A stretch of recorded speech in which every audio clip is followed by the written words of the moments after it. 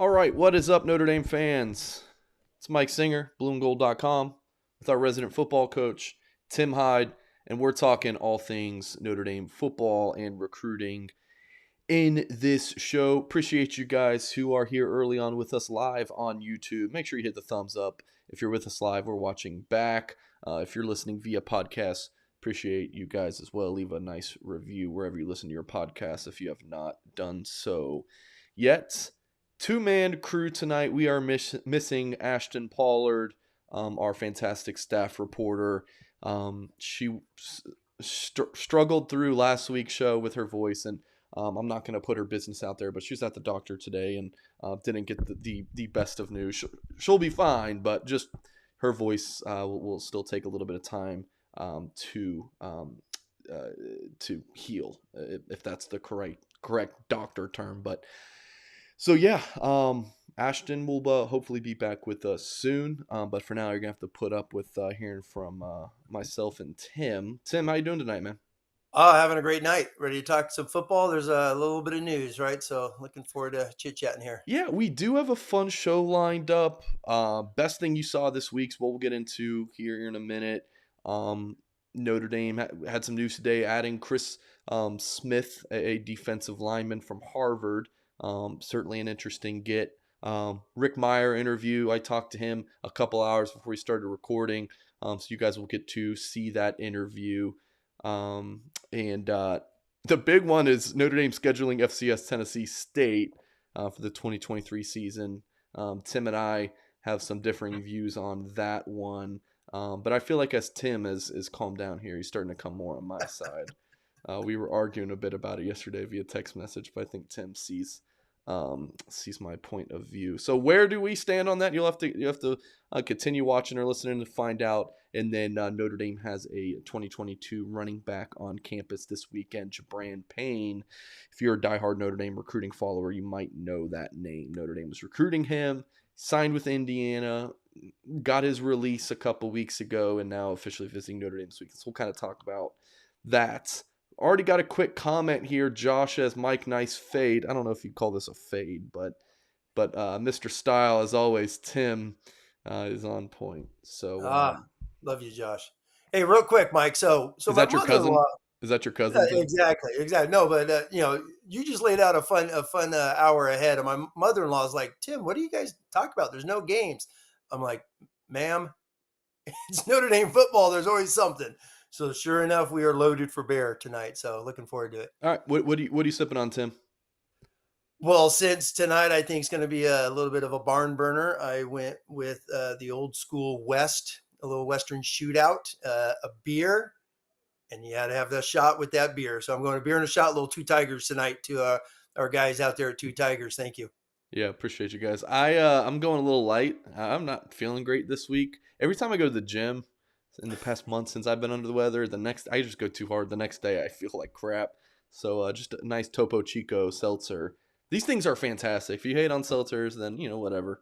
You're probably a lot older than me. My generation, we love seltzers.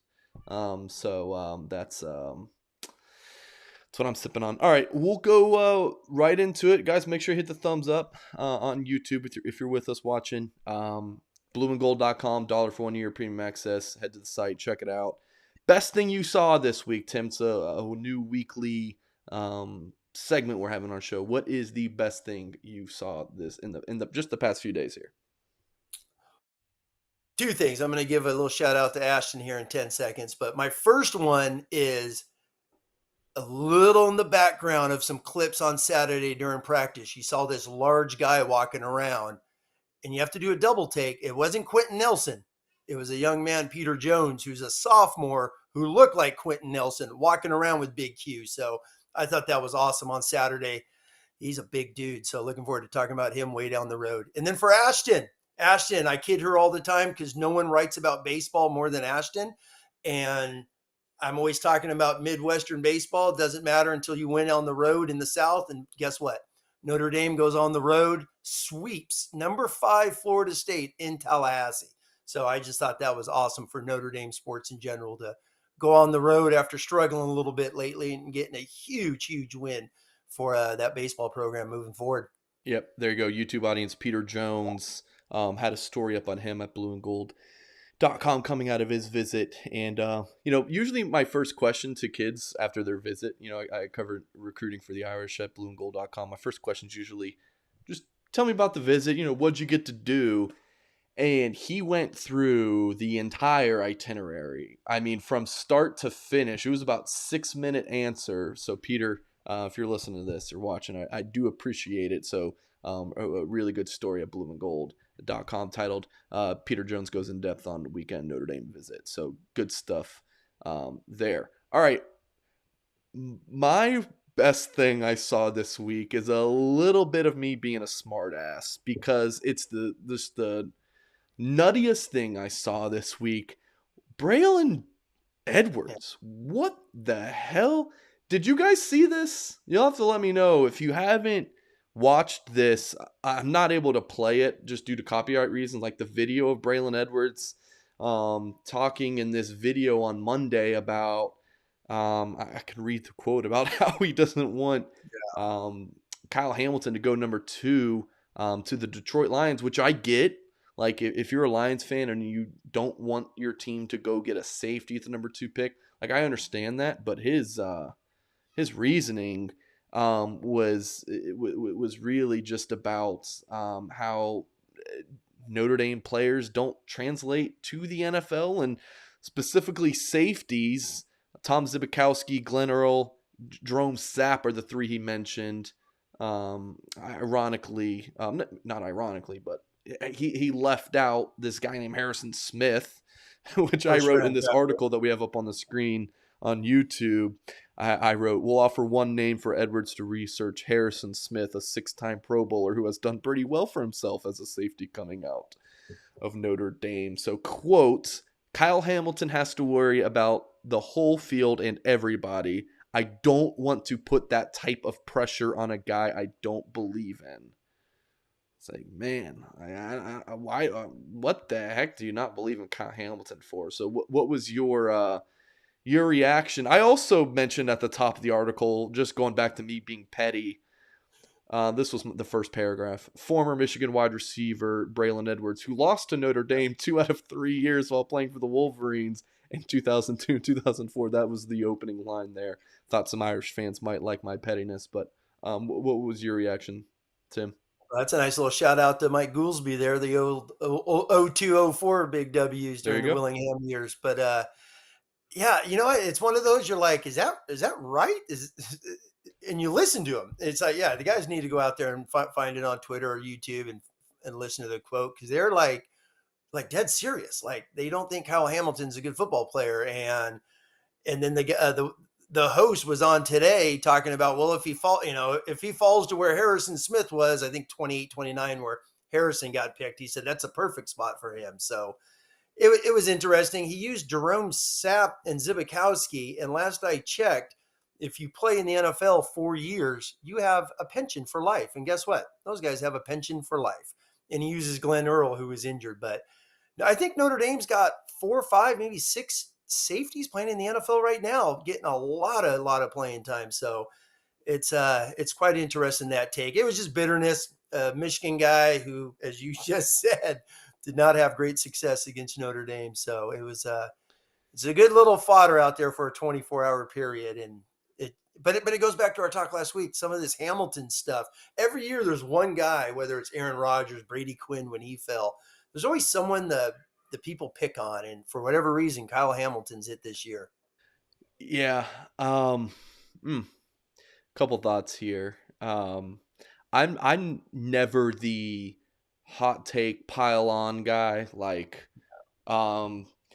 X rankings website drops Notre Dame players. Let's all just roast that website and because it's, that's typically, that's not me. I'm not that guy.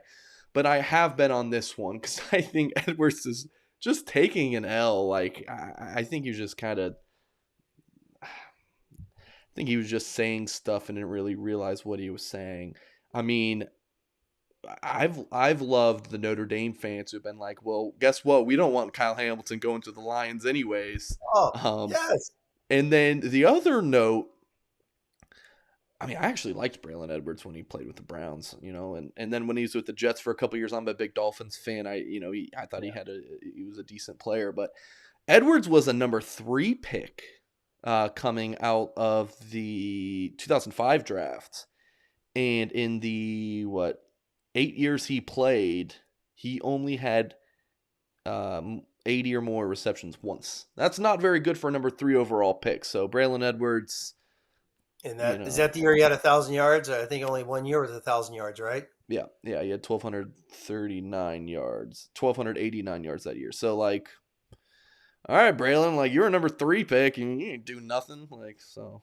But Well, again, I think the old timers like me will remember a number 3 pick. I believe Charles Rogers, who was a Michigan State All American, went number 3 to the Lions, and did nothing as well. So I'm sure some guys will like, I hate Michigan. There's already the quotes coming in. So yeah, exactly. You mentioned Michigan around a Notre Dame board. Oh man, you just open it up. again, typically I'm not the pile-on guy, but for whatever reason, I took this one personally. Yeah, I don't know. I agree. It makes no sense the way they attacked him. Just a Basically, little he's saying, smug, like just the "Well, what does host he guy mean? I was don't." the worst. Well, what He does he was mean? Like, I don't want him covering the whole field. Well, have you watched any of his film? None of it makes sense at all. Yeah, I At want to all. say I'm gonna see if I can pull it up real quick, Tim. I want to say Brady Quinn came in defense, which you love seeing that. You're scrolling Uh, through Twitter responses and oh, there's Brady Quinn, Brady Quinn getting is active.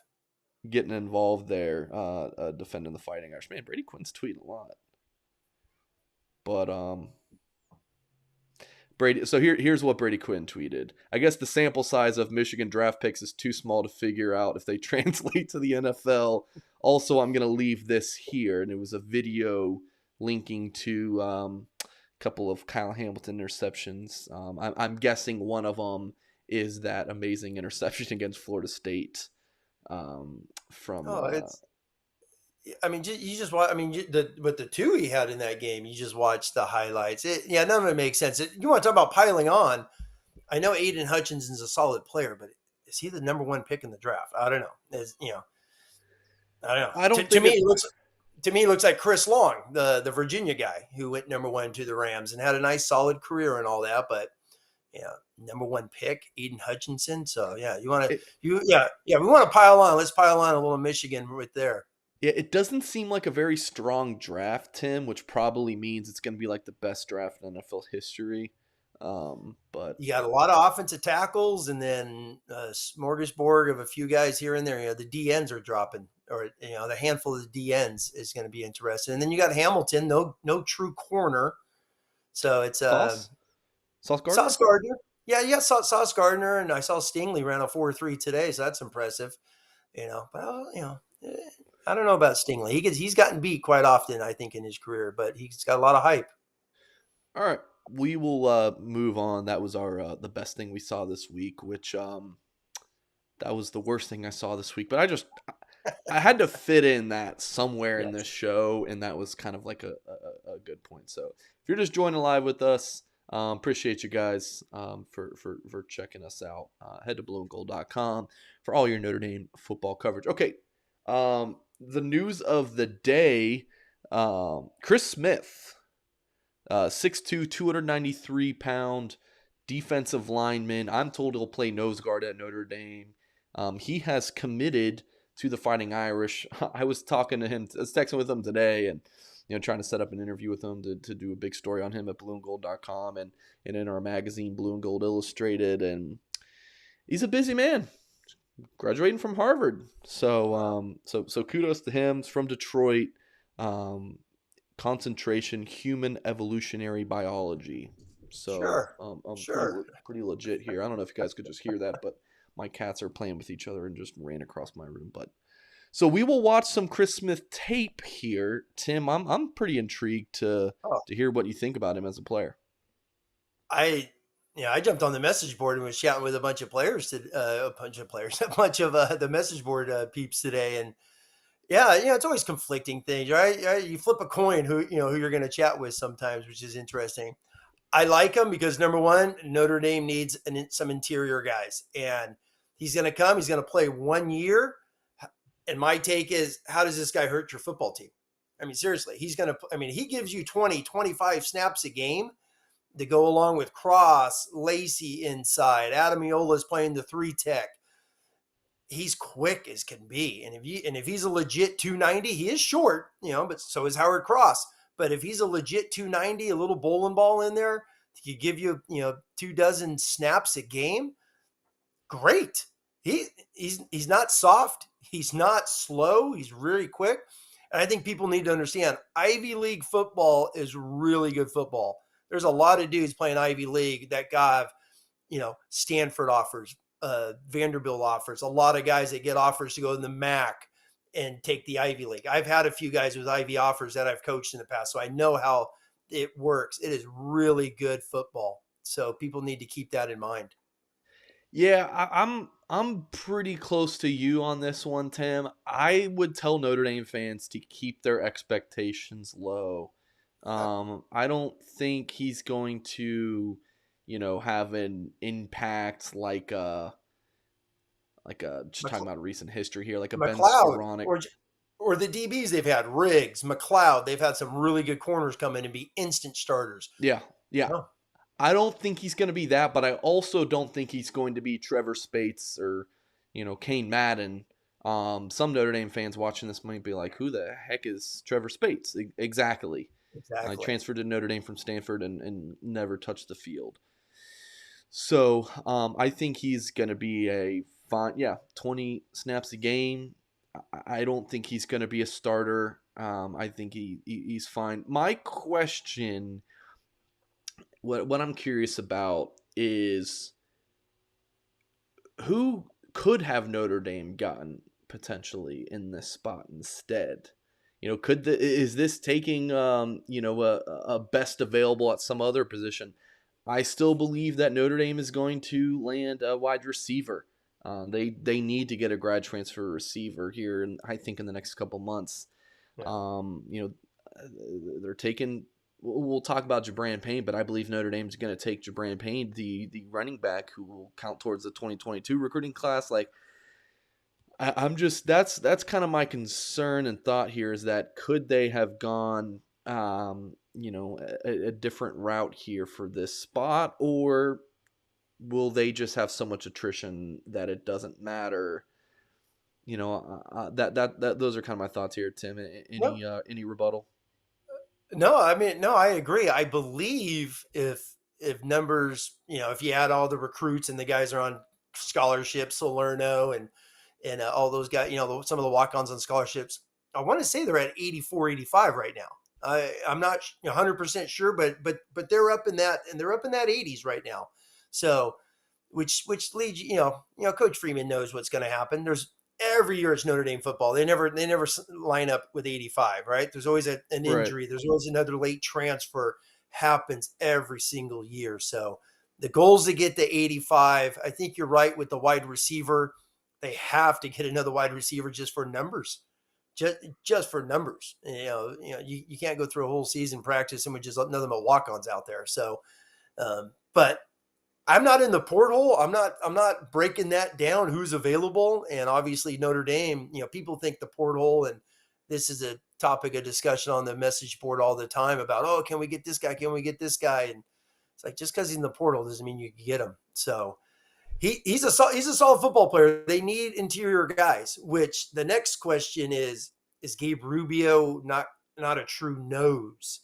So that's going to be another thing. He's only been in the program 1 year. So is he not ready to play nose? Really good looking D tackle in high school, but how does that land? Which another thing, a sidebar off of that is Riley Mills. I think this is more about obviously Riley Mills being a true D end and keeping him on the field, because if he plays inside, that means he's a backup to Adamiola. And do you want Riley Mills being a backup?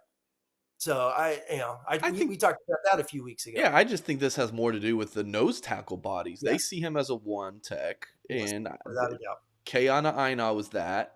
Who are the other one techs on the team, Tim?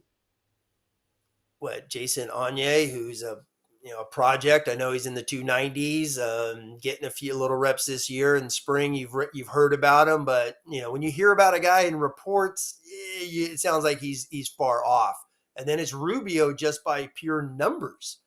So it goes back to Mills. I know he's always been talked about an inside guy, but I like Riley Mills. He needs to be on the field. He can't be a interior backup because then that means your strong side end is going to be Nana or Ensberger out of Germany, right? So are those guys really better than Riley Mills, who is probably going to be the starting, wide side defensive end when it's all said and done? So this is a pure take. Hey, come give us 20 snaps a game. We need you for a year. Why we get Heinisch some more weight, because he's 250-ish and he looks tiny as could be in his pictures when he visited on his official visit. So I doubt he's not ready to play this year. All right, cool stuff. So that's talking Harvard nose guard transfer Chris Smith. For those wondering, 1 year of eligibility. So that's all. He's a 1 year rental. So I had the opportunity to interview former Notre Dame quarterback Rick Mirer, which we will go ahead and listen to that conversation.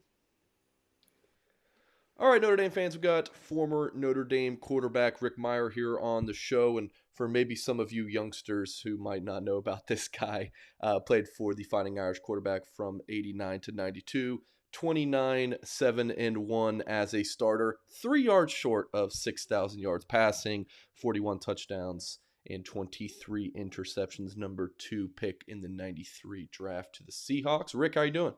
I'm doing great. How you? So, Rick, you should be a very proud papa. You've got 3 sons, youngest Charlie going to Stanford, Oliver to play quarterback. You got Oliver, a lacrosse player at Michigan, and Morrison, a grad student on the lacrosse team at your alma mater. I mean, is it feel? What's the feeling to have you got one of your sons at Notre Dame and then two at two of the Fighting Irish's biggest rivals? Well, we're busy. We try to keep up with all the games. Obviously, well, Charlie plays baseball still in high school too, so all 3 are playing a spring sport, and the travel's a little bit crazy, and the weather factors in and all that. But I'm proud. They're rooting for each other. There's no ill will, schools wise. I mean, we're just as parents, Stephanie and I are thrilled that they're all doing well and they're happy where they're at and where they're going, and we're excited to watch them play. So Oliver's 6'1", you're Morrison 6'2", you're about 6'3". Where did Charlie get this height at 6'6"? I don't know. It doesn't really make any sense. He's probably closer to 6'7", and then he's got a bunch of hair too. So he's just big and always has been. And we call him Little Boy in our house, but he's the big one now. So we're going to talk about some recent current Notre Dame news to get Rick's reaction. Just yesterday, I believe it was, on Tuesday, Notre Dame announces that it's scheduled its first ever FCS opponent, Tennessee State, an HBCU school. Rick, where do you kind of land on this? I feel like Notre Dame fans are split, leaning towards not liking this because they like to be able to say we never have played an FCS school. I believe there's just a couple schools who can make that claim. Where do you fall on it, Rick? I honestly don't know a ton about it. I did see the news. I did read a little bit. I don't think it's a coincidence that Eddie George is there and there's a connection. I don't know that. I'm just assuming. Um, I think to me, the flexibility of not being in a conference gives you options. And I know, I would imagine Jack Swarbrick had a say in this and it felt like this was a good thing. And it's, something that's never happened before. I have no problem with it. I don't, we've played smaller schools, places that don't really seem to make sense, historically, but there's usually a reason and a tie. And I think with Marcus and Eddie's past, I mean, maybe that's some of it, but it's just a great opportunity for them to get in front of a big audience, and I'm all for it. Yeah, part of where I land, it's like, what's the difference between at the end of the year, it's strength of schedule between Notre Dame playing Tennessee State and Ball State? Like, what's the big difference at the end of it? So, I mean, Notre Dame plays a lot of cool games, Rick. I mean, Vegas against UNLV, go play in Ireland. It's like bring an HBCU school up to Notre Dame. I don't know. I think it's awesome. I've got no problems with it. Another thing that we will see here, maybe not we will see, but Notre Dame reintroducing game day mass thoughts on that? I personally didn't even know that they didn't do that anymore. I lost Is that track something? too. I mean, you don't. I guess you see what you see on NBC pregame, but I don't. Maybe know exactly where they're coming from. I assume they were still doing that. It's something that I think they should do, and I have great memories of that and sitting there with all the guys, and Father really would make it kind of quick for us back in the day, and it's just part of the routine. It's part of the daily game day thing in my experience, and I'm glad they're doing it. So, Rick, you're a San Diego guy. It looks like you're having a beautiful day there here on Wednesday. Tell us about your also a San Diego guy, Tyler Buckner, the favorite for Notre Dame starting quarterback job this season. What was your first knowledge of Tyler Buckner? Do you remember when that was? Yeah, I met Tyler and his parents. Well, she might have been like 8 years old, pretty young, 7 or 8 years old. We did a little football clinic. It was a fundraiser for a community center here. We live in the same town. Um, I've been in touch with his parents and Tyler a little bit. We're on different schedules and stuff now, but I've been watching pretty closely, and I'm rooting for him. I was excited to see him get in as much as he did last season. As a true freshman, I know how that is. He played some meaningful minutes and got some great experience. So I know there's a competition. I'm pulling for all those kids, but Tyler is a hometown guy for us, and we've known him. He's in between my boys a little bit. We've seen him play lacrosse and hoops and baseball and all the little league stuff and everything. So I've seen him grow up, and he's got a great opportunity ahead of him. When you saw him on the field last season and maybe a little bit in high school, I mean, what would you say? What's the Skyner report on him? Like, what have you seen from him, and any expectations you have for him, assuming he is the starter this fall? Well, I've been saying since he committed and showed up on campus. I mean, super athletic kid, um, huge ceiling. It felt like last year they put him in positions where it was more about running than throwing, and that I think will sort itself out. You're going to have to do both more on a full time basis if he's the full time guy, and I hope he is.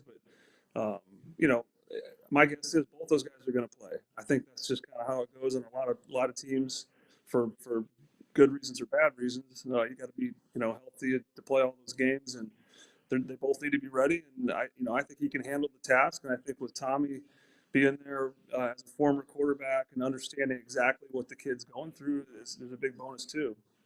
So, of course, Notre Dame as a first-year head coach in Marcus Freeman leading the program. What are your expectations for this season? I mean, what may be good realistic expectations for you, Rick? Going in this season for Freeman. I mean, it's a tough start, right? I mean, the irony of playing Ohio State early isn't going to be easy. It's always kind of nice to win the early ones, but they're going to jump right into the fire. So that's a little concerning, but I guess you find out real quick what you have. And I was really excited to see Marcus get this opportunity. I think everybody else was. The reaction was insane. It was so positive. I've had a chance to meet him a few times, his wife and the kids, and every time I see him, I'm like, I don't know when you sleep, but I hope you're getting some rest because you're sort of everywhere. And he's great with the recruiting, and he's supporting the other sports. I've seen him around campus, so um, I know the kids like him, and they're going to play hard, and that's all you can ask out of them. And hopefully the experience with the bowl game can benefit him in the future. It would have been nice to finish that thing off a little differently, but that one doesn't mean as much as some of these next ones are gonna. And I hope and believe they have a good group of kids and a great staff and should have a good run. Rick, this is going a little off script. This wasn't on our schedule, but just from what I've heard, it seems like Notre Dame, just in these past couple months under Marcus Freeman, have been a little bit more involved with outreach to Notre Dame football alums. Is that something maybe you've noticed here recently? Definitely, yes, definitely. There's been more uh, inclusion for the older guys than I've ever seen, and I think it's a good move. I think it's nice to include everybody. And I told Marcus when I saw him and met him that I appreciated that, and he said he really wants the guys to be around the younger kids and be sort of a mentor or just a sounding board or somebody that in their network going forward. And I firmly believe that. And I think it's a smart move. Really, no knock on any of the other guys. He doesn't seem to be threatened by anybody or anything. He's including everyone, and I think the spring game weekend will show that. I would guess there'll be more guys back for that one than there's ever been, and I think that's coming straight from the top. Rick, we'll end with you got to plug Play Like a Champion today, wine. Just tell us about it, how long it's been going here, and where Notre Dame fans can pick up a bottle or two. Well, yeah, I mean, really, I've been working on the Mirror Wine stuff in Napa for 12, 13 years now, 14 years maybe. So Play Like a Champion today came after the fact. It kind of branches off of Mirror because of what we've been working on and the relationship we have with the university, with the Notre Dame Family Wine Program. We decided there's a small group of us that have some ownership and some control of the trademark Play Like a Champion today. And we just wanted to have another product that you don't see in the bookstore, haven't seen anywhere in the past. So a natural, simple thing to add was the wine, which isn't that simple, to be honest. There's a lot that goes into that, but it's been a success. It's at the Morrison. It's going to be all over town in retail. We have a website. Um, the Notre Dame Family Wine Program promotes it pretty good with the alumni base, and they can buy it that way too. But really, on campus, you can get it right at Roars, right at the Morrison, at that new coffee shop, the J Cafe, I think, that new spot that opened up. I mean, they have it on the shelf there. So it's kind of, for the people that ask and they're going to be around, that's the easiest place to get it. But Martin's and Belmont and all those places are going to have it ready for the fall season, and some of the packaging is improving and changing as we grow this thing. It's just been a lot of fun to share with the alumni for graduations and parties and tailgates and even weddings and all kinds of holidays and stuff. So it's been a fun gift, and it's a fun product, and the wine's really good. Well, this has been a fun conversation, Rick. Definitely appreciate you joining the show. Have a great rest of your day, man. Okay, thanks. All right, awesome stuff there from Rick Mirer. Tim, any reaction to any things he talked about? Well, number one, I love, when he's talking about the alumni thing, because I think that's been a huge outcry. I know Mike Goolsby's talked about it a bunch, especially when Kelly left and we did a bunch of live shows that week together, how that was a big thing, and Freeman has really, really bought into that. And you keep hearing that from so many alums, whether it's on Twitter, podcasts, whatever it is, all out there. Whenever they're chatting about, they're talking about Blue and Gold game. Marcus Freeman's reached out to him personally, like so many of the great All-Americans. To hey, you're more than welcome to come here and chit chat anytime. And it's awesome. I think that's the best thing that's going on that Freeman's doing. And then lastly, I always got to bust out something old. So I found a quick little loose emoji, 1992 for Mr. Rick Mirer right here. Lou writes, the Irish quarterbacks judged by one loss record, a little article about Rick Mirer. And there's a nice picture when Mirer announces to come back. And what's crazy is talking about modern offenses, when he threw 18 touchdowns in 91, at that time, single season Notre Dame record. How crazy is that? 18. Huh. But Now that's good. a bad year. It was a great interview. It's a great interview. There's so many great memories with Rick and that whole Lou Holtz era. So, let's get that era back with Marcus Freeman would be awesome. Yeah, I'm not gonna lie. I was kind of proud of myself when I thought of to ask that off-scripted question about the alumni thing. I actually got a call from Goolsby today. For folks wondering, where's Goolsby? Guys, He's alive. We're gonna have him on shows. We just don't. We just he wants to do more stuff during the football season. We'll do a show with him after the Blue Gold game. I think Tim we're gonna do the post game show, and then Goolsby and I will go live probably on Sunday. I'll actually be in South Bend that weekend, so we'll have to figure out the logistics for some of this stuff. But yeah, I think I'm gonna meet Mr. Goolsby for the first time. We've been working together for a couple years, but we have not been able to meet yet. So looking forward. He loves to tag. He and I text at least once a week. Just in 99% of the time, we always talk about linebackers. So it has been he and I have been having a blast talking about football and just the guys going forward. So really excited. All right, well, let's we are 34 minutes into the show, and I figured let's go ahead and talk about maybe the big topic that of the week so far, being Notre Dame scheduling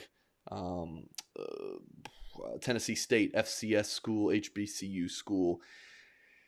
Tim, I know we both have thoughts on this. Let's just dive into what was your first reaction when you saw this news. Well, you know me, I love to be brutally honest, is literally when I saw the tweet come up, and I had to do, number one, I had to do a double take, like, is this real? Secondly, is that Eddie George? I Right. had no idea he was the head football coach down there.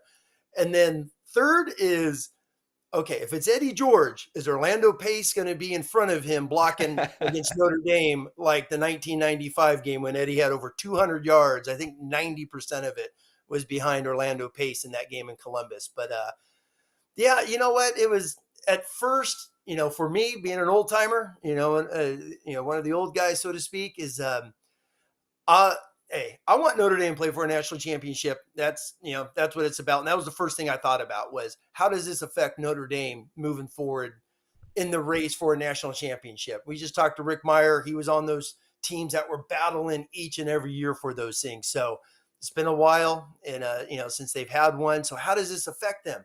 And at first, as you know, I was just like, oh, the data points. You always hear the Herb Streets and these clowns on ESPN, excuse me, always talking about the data points. And Notre Dame's always had 12, right? You could talk about, I'm just, throwing it out there when Alabama or Clemson, when they go to the ACC, SEC title, and we have our 13th data point. My first thing is, technically you have 12 because that 13th is a 1AA, an FCS. So now Notre Dame doesn't have that 12th. They'll have 11 that season. So how does that affect them during that? So that's my quick little 90-second rant of my initial reactions, and we'll dive more into it. All right, let me pull up Alabama's 2021 schedule. Let's go through this. Mercer, that's an FCS. Southern Miss, that's not special.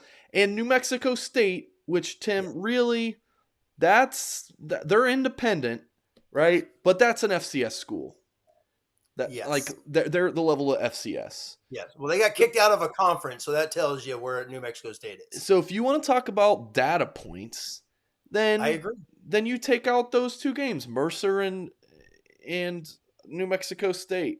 Tim, I was really looking forward to this being a much more of a back and forth. I don't want this I agree bull crap. But no, I hear you. And I think, it's been 24 hours. It's been 24 hours. So you get to ponder and you get to look at it. So I looked at it as the quote unquote data point in the games. So, you just brought up the schedule. I look at the schedules now by Power Fives. How many Power Fives are you playing? I think that is what's important. So, right away, the SEC and the ACC are automatic 8. They only play 8 conference games. So 8. Notre Dame is playing 8 or 9 each and every year. So that's on par there. And then it's, the non-Power Fives where Notre Dame is Navy. This year it's UNLV. So you just pulled up Alabama's. Their non-Power Fives are, New Mexico State. They have the 1AA. But they play they're not, but they're playing a 9th Power 5, which was Miami last year. Clemson plays theirs with their rival game being South Carolina. But they played a 10th one past year when they played Georgia.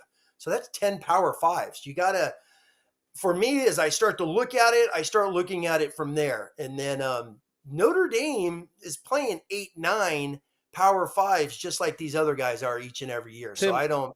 Tim, go ahead. How many did Cincinnati play last year? How many Power 5s did Cincinnati play last year? What, 2? Well, Notre Dame and Indiana. And they made the playoff. Exactly, because they were undefeated. So they're undefeated. So listen, Notre Dame fans. One, if you want to bring in the woke and the political, we're not the show for you. We don't care about that. We're not going to opine on that. I think Notre Dame playing an HBCU school is awesome. But to me, that's not the discussion. We're talking, Notre Dame football and them making the college football playoff. So whether it is Tennessee State or Ball State or New Mexico State, you win your games. If Notre Dame goes undefeated, they're going to make the college football playoff. Unless there are an undefeated Alabama, an undefeated Clemson, an undefeated Ohio State, and then an undefeated Pac-12? 12. Big Yeah, let's just throw them out. 12. Yeah. Is that going to happen? Like, have we ever seen an undefeated Notre Dame team, not reach the national championship game since I've been alive? No, right? No. And No. the year they made it, which is in 2012, the year they made it, they played 10 Power 5 football teams. 10. And won them all. You had Navy, and then, oh my gosh, BYU. BYU is a non-Power 5, which is interesting unto itself, but that was their 12-game schedule that year. So they played 10. So they were more than worthy. And I think when programs start to look at this, it's moving forward, Mike. If they do not expand the playoffs, and Notre Dame has some future schedules coming up where they have to fill them. And if moving forward, if Notre Dame wants to start, or is Notre Dame going to start slowly getting away from the Shamrock? Are they going to keep an extra game at home, to have, more money, more fans on campus than going to Vegas, New York City, whatever it is, as they've done in the past? If it's going to be an FCS team, no matter who it is that going to hurt them when at the end of the day, they have 12 games and all those conference championships have 13? But they have one more extra D1 game. That's where the debate is. Only if there are 4 other Power 5 teams that are undefeated, then I could see Notre Dame being left out. But when does that happen? So let's just say Georgia. Let's just throw this out there. So Notre Dame's 11-1 or 12-0 this past year, and they have a 1 AA win. But Georgia loses in the conference championship game in their 13th game. 13th game. And 12 out of those 13 have been Division I schools. Obviously, they play Stetson or Campbell or whoever their 1 AA is each and every year down there at Georgia. Do they get in because they've played more? I'm telling you, if the playoffs do not expand and Notre Dame will do an FCS team more down the road to help the schedule out, so to speak, will that come into factor? Even a 12-0 Notre Dame team. That's the discussion every year. It's Sure. Does this one-loss team? That's always a thing. Yeah. I'm talking about a 12-0 Notre Dame team. Yeah, 12-0 Notre Dame team. But is it a 12-0? Let's say it's 2027, and Notre Dame is going to start doing a round robin of FCS schools every year, just to go out there and start having teams come to the campus that have never come. How does that affect Notre Dame in the grand scheme? Does a 12-1 Notre Dame, does a 12-0 Notre Dame get over the rankings against a 12-1 SEC championship game loser? I don't know. But my point here is that the data point being Tennessee State instead of a MAC team is not the difference maker. That is my number one argument here. That is not the difference maker. If that is, then you know what Notre Dame needs to do? They need to say, hey, Hawaii, we'll pay you $1 million every year for us to fly out there and whoop your butts. Because you're only allowed to play 12 regular season games unless you play Hawaii. Hawaii's allowed to be a 13th regular season game. Yep. So go schedule Hawaii, go out there and whoop their butts and enjoy Hawaii. And I'm sure a lot of Notre Dame fans wouldn't mind that little vacation and do that, because that's a Mountain West team. But at the end of the day, it's like they're not going to do that because it's not going to affect their strength of schedule resume. It's just not. So, yeah. Well, that's why I went and looked at schedules going forward. Schedules going forward, Notre Dame's playing 9 Power 5 teams. 9. So they're on par with the ACC champ, the SEC champ in the regular season now. When they're playing 8, and then they always have another one. So they're playing 9 in coming up here in most of the years, and they still need to fill a game. So there's a possibility I'm looking at in 2025-26 where they may play 10 Power 5 teams if they have one, I totally forgot Stanford's coming off the schedule. So is Stanford's off the schedule after 2024. So does that open up? Because if right now in 24-25, Notre Dame's got 2 games opening that they need to fill. In 25 and 26, they need to fill 2 games. Moving forward, is it going to be an FCS school? Me personally, you could go either way. If it's going to be one, so be it. We're going to live with it. This is what we're going to do because all the other ones are doing it, right? So it's like, it's not hurting them. It's not hurting none of those guys because all those games are always included, which as a Notre Dame fan has always been frustrating. It has been frustrating when you hear them like, well, they got, they're 12-0. No, they're 11-0. They got a 1 AA in there, a glorified bye. So Hey, every it's once going in to a be while there's an Appalachian State who actually makes that a game. true. Exactly. Good old Michigan there. God, man, we always got to rub a Michigan thing in there, don't we? So it's always fun. But Always. there, no, you're right, there is, and it's fascinating as I look back because I really didn't look into the schedules until late last night and early this morning when I started looking at the schedules moving forward. I mean, there's some years that are juggernauts. So you start looking at them, and it's like, is a FCS school is playing, Tennessee State, for the next 5 years going to hurt them when look at this, Mike. There's one year they got Florida State, Miami on the schedule, Clemson. They got some Southern powers. Miami's is going to get going with Cristobal. Come on, they just are. Florida State is going to get it rolling. They got a good football coach there. Tim, So this some of season these and next, schedules are juggernauts. yeah, this season and next, Ohio Yes. State, USC, Clemson. I mean, it's not Notre Dame's fault that Stanford's down. They were a perennial top team for a while there. I Without a mean, doubt. North Carolina is a good football program.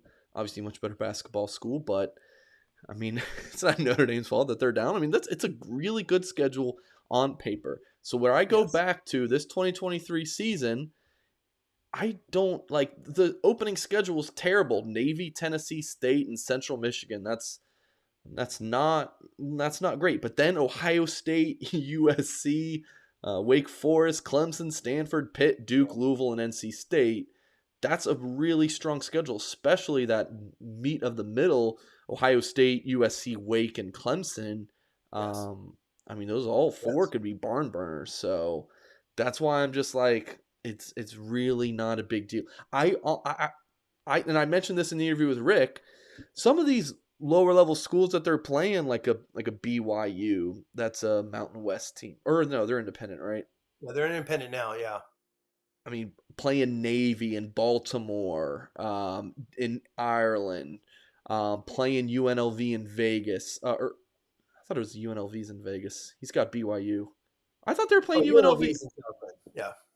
You have UNLV. They played Reno a couple years ago. I mean, they're definitely going towards some of those mid-major, smaller MAC and Mountain West schools and whatnot. And I think some of the openings that are up here, they have a lot of openings. Notre Dame's going to keep filling those things. Yeah. They just are. But there's even one year, if they get Stanford back on this schedule, where's the year they play Cal? There's one of those years they're going to have 10 Power Fives. Yeah. So even if they if you play at FCS school and Notre Dame's playing Navy, 10 Power Fives and an FCS, there's no way in heck you can hold Notre Dame out. You can't.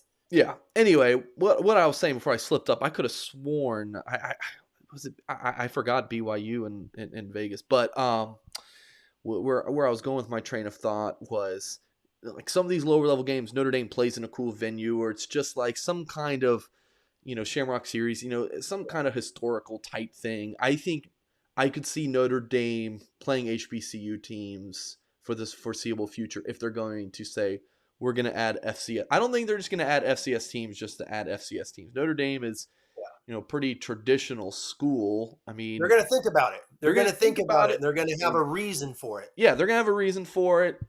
I mean, they haven't joined a conference. I mean, they're sticking to Notre Dame. Yes. If you're a Notre Dame fan, you're like, I hate this because I liked us never playing an FCS team ever. That I understand. I do understand that. But at the end of the day, Notre Dame's going to play Tennessee State. You're going to remember that. It's going to hurt you a little bit. If you say you're boycotting the game, BS. You're going to watch it on Peacock just like I am. Well, if you can figure it out. And if I can figure it out. But it's going to move on. And the whole FCS thing, you're going to forget it. Like, it's going to be okay. Well, like I told you, Mike, I went back and, was, and I looked at the Lou Holtz years because it's like, everyone acts like all they did was play top 10 teams every week. No, they did not. Okay, there were some cream puffs back then. Case in point, the year they won the national title, obviously they only played 11 games back then, and 12th being the bowl game. But they played, 8 Power Fives, because half of them were, the Big Ten, and you had Purdue, who was horrible back in those heydays. But they're 3 Group of Fives. Lou Holtz played Air Force and Navy every year, except for 1 year. I don't think he played Air Force. Air Force was a traditional school, and the year they won the national title, they beat Rice. So Rice, I don't think they could be a great, they're no one you talk about. And then in '89, they played SMU fresh off the death penalty. So it's like, that's basically a 1AA back then, as they whipped them up with 60 and plus not. And then in '95, they played all 3 service academies. If Notre Dame played all 3 service academies today, they would get destroyed. They just would. And here it is. There's multiple years where they're playing 2 every year during the Holtz years. Now, obviously, they played great teams, but that goes back to scheduling. Those were great teams. SC was a good. Miami was freakish. Obviously, the Florida State years. Michigan State. They played a ton of ranked teams because those were good programs. And I think moving forward, you look at this schedule, A&M coming up. Obviously they got, me personally, I really think Miami and Florida State are going to get better. So, and they're going to start playing them more often on this schedule that's coming up. So it's all going to balance out, because do we really know what's going to happen 5 years from now? No. Michael Perks in the YouTube comment says, talk about an oxymoron, BYU versus Notre Dame in Vegas. Yeah, that's always going to be a good laugh. All right, let's hear from Reggie Brooks real quick. I'm actually going to, my file did not play, so I'm going to have to find this. Oh, that's not what I wanted to do. Quick technical difficulty, but really wanted to hear from Reggie Brooks. Let's see if I can't figure out. All right, I'll just play it back for YouTube audience at the beginning of the show, or us podcast audience. Sorry, my queued that up and it didn't work. We will move along. Sorry about that. To talking about quick recruiting news before we get out of here. Jabran Payne, signed with Indiana in the 2022 class, committed to the Hoosiers under DeLan McCullough, who of course now Notre Dame's running backs coach. So, a few weeks after Payne signs, his running backs coach leaves, and then Payne decides, you know what, I'm going to leave too. Payne officially visited Kentucky at the start of the week, and he's expected to officially visit Notre Dame at the end of the week. So we've written a good bit about him at blueandgold.com on Tuesday, so you can check those articles out. $1 for a year of premium access. It's interesting, Tim, because, you look at his offer list. He had just about, we can pull it up here on 3. Alabama, Penn State, Michigan, Florida, the Notre Dame. Those were some of the biggies. And then he signs with Indiana. Big part of it is I think he played one game as a junior and just a few as a senior. So on Huddle, this is the most recent tape we have of Jabran Payne as a sophomore. So we're looking at 2019 season. Where he was a big part in leading LaSalle to a state championship and very competitive ball in Ohio. So, it's like, he looks great as a sophomore, but 3 years ago, Tim. So I'm just curious what you think about him as a player and this potential gift for Notre Dame. Well, number one, if they're getting this sophomore film, it's a get, because his sophomore film is freakish. And Googling him and you start reading the articles, all these teams were after him hardcore. He would have been a top 100 recruit when you start reading all the stuff on him after his sophomore year. And then he lost his junior year to a high ankle sprain, which as a running back, that's almost, akin to a broken foot. He was out a ton that year. And then his senior year, he just mix and match a few carries here and there. And then, like you said, he fell down to Coach McCullough there at Indiana. But the one thing I like about this kid is he goes downhill. There's no pausing. There's no waiting. he gets the ball and he is attacking the line of scrimmage instantly. And if people don't know, the brand of football that he plays in here in the Cincinnati Catholic League is on par, with the Trinity League in Southern California. Whoa. No, not on par. Up there. The Trinity League. Hey, you know me. That's the premier in college football or high school football. Basically college. If you're from California, you know what I'm saying. You All know what right. I'm talking about. But the Cincinnati Catholic League is big time high school football, and a lot of good football players out of there.